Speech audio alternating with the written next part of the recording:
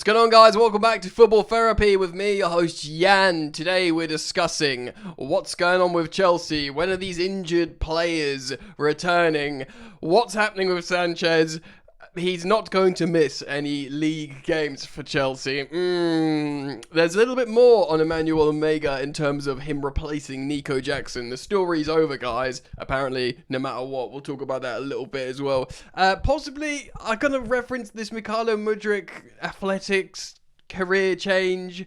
Very peculiar turn of events.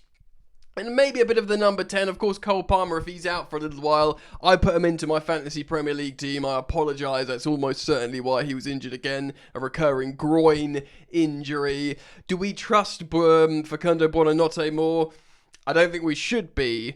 I think there's better alternatives there. We're going to get into all of it today. You ain't so tough with that bad boy tuck. I'ma get it how I'm living. I'ma walk the walk. Outline my lines. I rap through thought.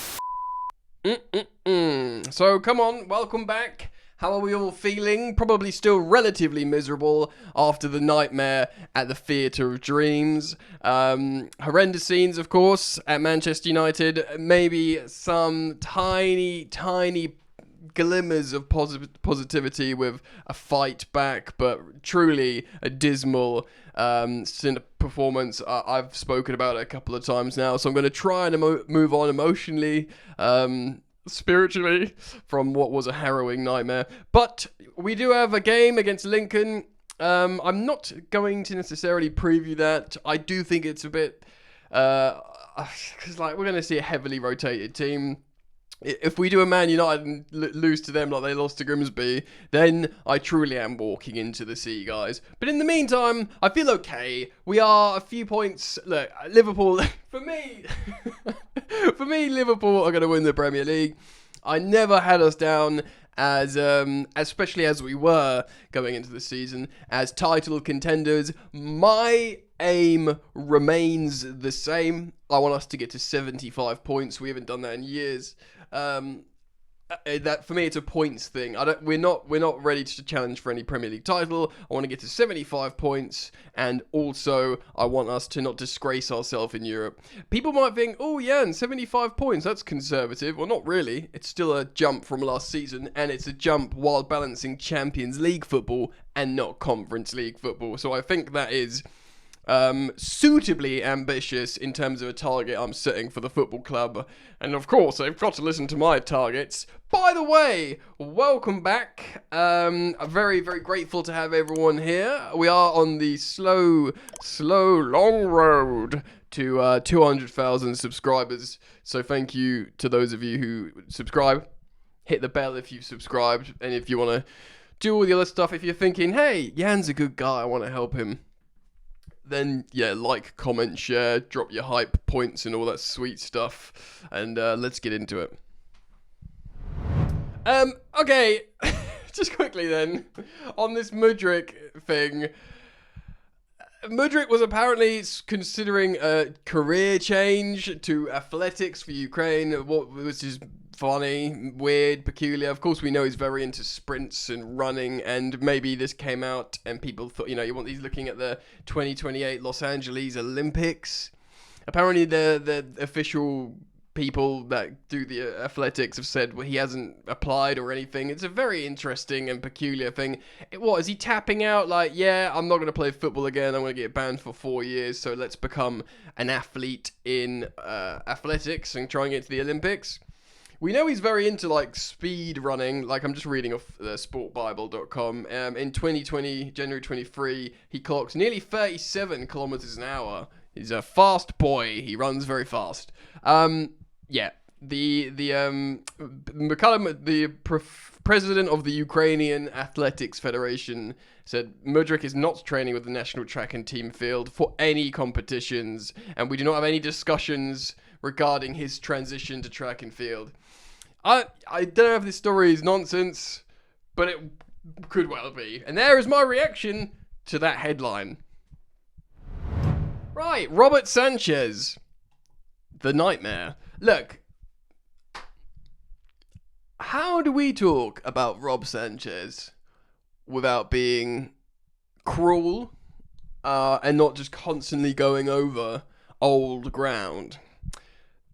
He's not going to miss any Premier League games because he's got a 1-game ban, and he's ultimately going to miss the game that he wouldn't have played in anyway, and that is the game against Lincoln, which Jorgensen will start.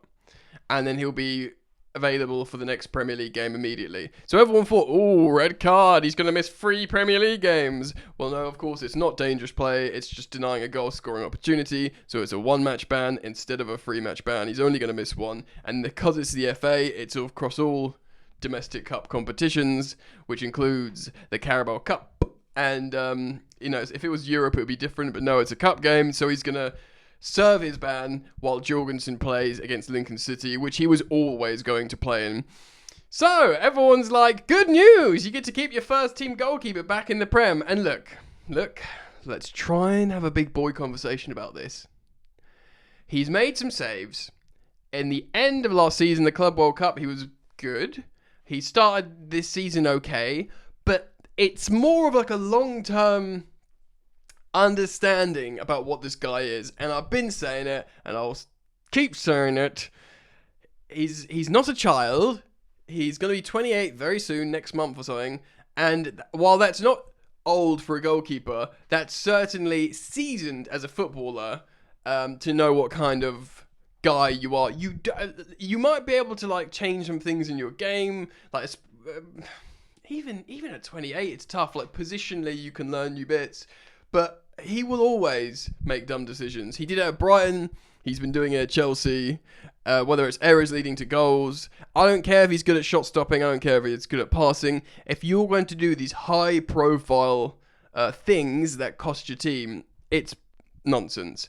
I did a video yesterday, which is actually one of the old school style videos. I did some standing lapel mic green screen stuff. If you haven't seen it, go check it out. My upload yesterday, I talk about Maresca not being granted what was his greatest wish, which was a line breaking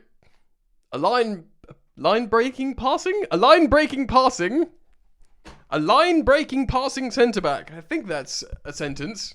And he wasn't granted that, and I go into detail about how important Levi Colwill is, as is like maybe Lavia in the midfield. We'll talk about injuries in just one moment.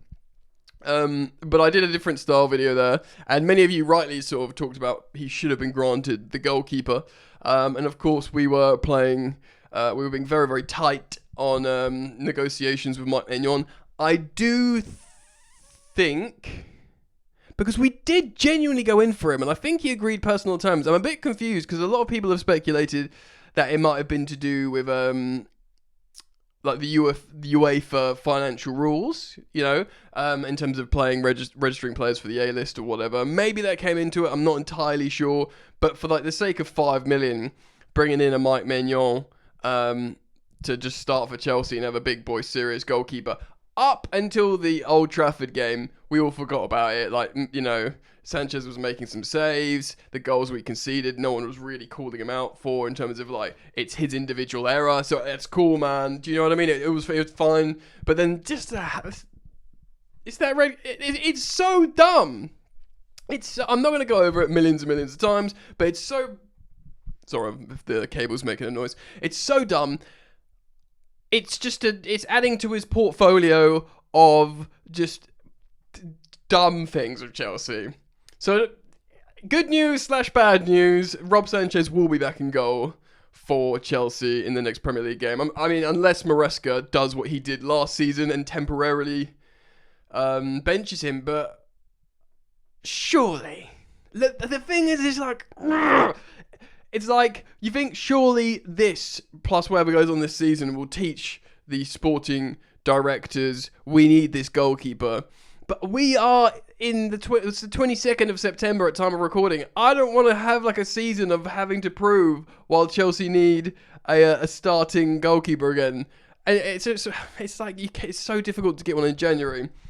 Speak to Mike Maignan in January, get a pre-agreement for the summer for a free transfer. Do that. Alright. Let's keep this train going, baby. I do want to go through some injury stuff, and then we'll talk about these Fabrizio Romano updates on Omega and Jackson. So look, certain man are out at the moment for Chelsea. I'm using the standard.co.uk newspaper website to read and reference potential return dates and stuff. Cole Palmer, of course, he started at Old Trafford, was forced off 20 minutes into the game as a troublesome groin injury flared up yet again. Remember at the time we were all having, fever dream reactions, thinking we're in a nightmare because he's already taken off Stevao and Neto, and we thought Maresca had fully lost his mind and decided to bring off Cole Palmer. Fortunately, well, I say fortunately, it's not fortunate he's injured, but no, he loves Cole. He always wants to keep Cole on the pitch, and he said some great stuff like, look, he wasn't 100% fit. He made a fantastic effort to try and start. He completely said, look, Cole's the good guy for trying to play, not, he's just demanding to play for an injury or anything like that. And there's no negative optics. He's doing the right thing and saying, he's making a fantastic effort for the club to try and play, and he's injured, mate. So the return date for Cole, I believe, saying here is unknown. So I'm going to get him out of my fantasy team, and I'm sorry for cursing and jinxing him by bringing him in. Wes Fofana apparently is just fatigue. He'll probably be available for midweek. I don't see him starting. I see Joshua Champong needs to be playing that game. We need to just get some minutes into him. And there'll be lots of Chelsea fans out there saying, well, in fact, Joshua Champong maybe should be getting some serious consideration for the Chelsea starting lineup in certain instances because he's looked great. He's always looked great. He's intelligent. He's he's a great player. Of course, Dariusu goes out. He's not going to return till early next year. Liam Delap's an interesting one. I think it won't be till late November, early December. Of course, he had a hamstring injury. Didn't need surgery in the end, but he will take a little while to come back. I'll just speak about this in a moment, Delap and Jackson, Omega and Gu, because I think this is really important because it does all link into Cole Palmer. Lavia will hopefully play in the autumn. He's expected at some point next month. I wouldn't be surprised at all if that injury return date from Romeo Lavia keeps getting pushed back, mate. It's just what happens. I think it'd be really a great help to Maresca if he was fit and genuinely looking good because his profile.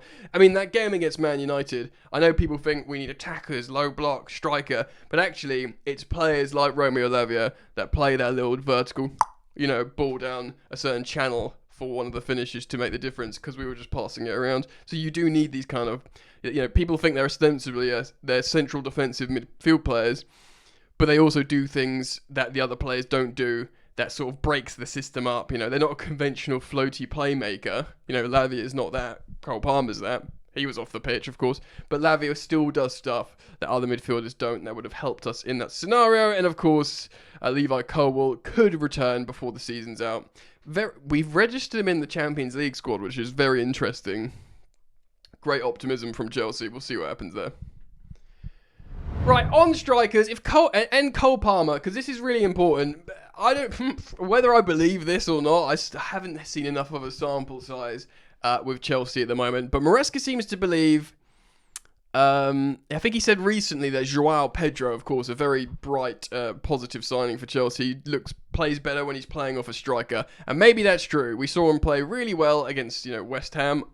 I know Graham Potter's West Ham, but when playing behind Delap, he looked good. Even if it made Delap look like he was having a bit of a quiet game, not getting any touches, not getting goals or assists or key passes, he was doing that good old-fashioned role of occupying centre-backs so other players cook.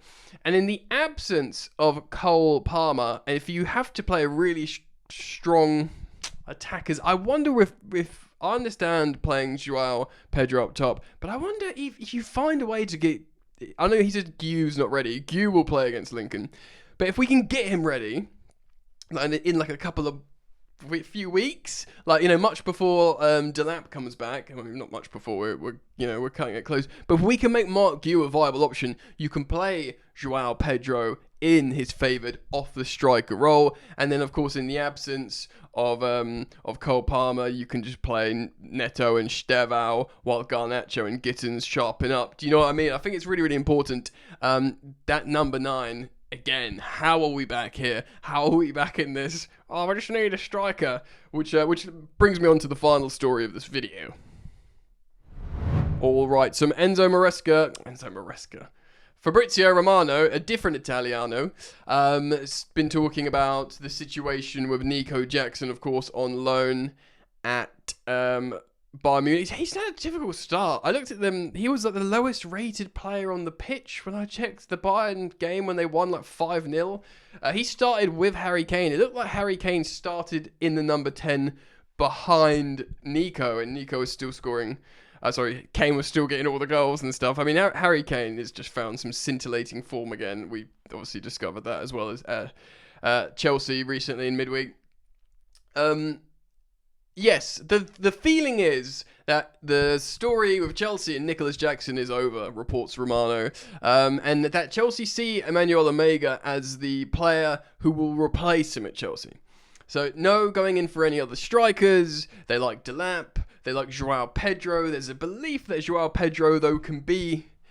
Many people will say Joao Pedro should be Chelsea's first choice because he looks immense quality. But actually, he is immense quality, but just being on the pitch, he's really, really good. But maybe in terms of profiling, you need a Delap in front of him to get the best out of him. You need maybe an Omega. Let's say Gude goes on loan again, like a really good loan, hopefully next summer. An Omega, who's he's massive, really big striker with Joao Pedro. And actually, Joao Pedro is the third choice striker. Not because he's the third best player. He might actually be the best player out of all those guys. But in a withdrawn role, he gets to express himself more. So they almost are like a fulcrum they're like a catalyst for him so he can do his better work. Do you know what I mean? Just because he's third choice in the position doesn't mean he's the third best player. He can still be the best player, but the third choice as a fill-in in that role. He himself does say, I see myself as a striker sometimes, but ultimately we got to play him in the position where we see the highest value of him, where he can produce the highest value on the pitch. Omega's a really interesting one, of course, the young Strasbourg striker. He wears number 10, he wears the captain's armband, excuse me. There's a bit of a story going on away at Strasbourg at the moment where the Ultras, they're really upset that, of course, he's the captain, he's the number 10, and he's signed for Chelsea for the summer, basically. There's a little bit of a war. Liam Rosinia, the manager, has come out and spoken about that 99% of my fans are great, and the rest of, he doesn't care about. Essentially talking about these Ultras that are turning on Omega, but Omega's basically come out and said, I'm captain and, number 10 captain, and, you got to deal with it, or something like that. And he keeps scoring. He scored again. They won. Kendry Pires, of course, scored his goal for Strasbourg as well. They're fourth in Ligue 1. They're going great. I mean, it's good. Again, I'm never going to tell any people how to support their team. They have the right to be upset with Blueco, and that is up to them. But it is, and maybe it's just because they're an extension of. I mean, it is because they're an extension of Chelsea. I'm quite intrigued to see how they're doing, and yeah, maybe that's really condescending for a Strasbourg fan. Like, I don't want Chelsea fans to care about us. I don't want them to check our scores and hope we win because it's because of their connection. And that's true, and it has become this sort of little brother thing. Do you know what I mean? Like, oh, go on, get into Europe, go on, get into the Champions League. Come on, and because of that, if anyone says to any Chelsea fans, if someone said to any Chelsea fans, who would you want to win Ligue 1? They're all going to say Strasbourg. Yeah, they're all going to say they want Strasbourg to win Ligue 1. But the Strasbourg fans would still probably reject that. Like, go away. We don't want you to want us to win because we know what's going on here. But maybe there's a world where they can settle in, they can enjoy success. I mean, even before the Blueco ownership, if Strasbourg were selling players to Chelsea, that's a good thing because it means their players are doing well and they've got players that Chelsea want. They made their two biggest signings were to non-Chelsea clubs. Diarra, they just went to the Prem for their record sales. That's not to Chelsea, and that's made them loads of money, and and they are enjoying good players. Again, it's just so difficult, isn't it? It's not for me to tell anyone how to feel. But Omega, of course, is joining Chelsea, and it was an interesting one. He does look like a good player. We'll probably wait until the season's a little bit more got going, and we'll do maybe like a little stats deep dive on him and see what we're getting. But he scored again. He's got like 16 goal involvements in 2025 in the league, or more maybe. he's doing well. He's getting better, and he's an absolute beast. He's a giant. Be very interesting to see how he develops. But he's the kind of player that maybe Joao Pedro would like to play off. Right, that's the football therapy for today, the things I wanted to speak about. Let me know your thoughts down in the comments section below. I'll be very keen to hear them. Thank you as always for supporting the content. Very thankful for liking and subscribing. And yeah, man, I hope to see you back here soon. Peace.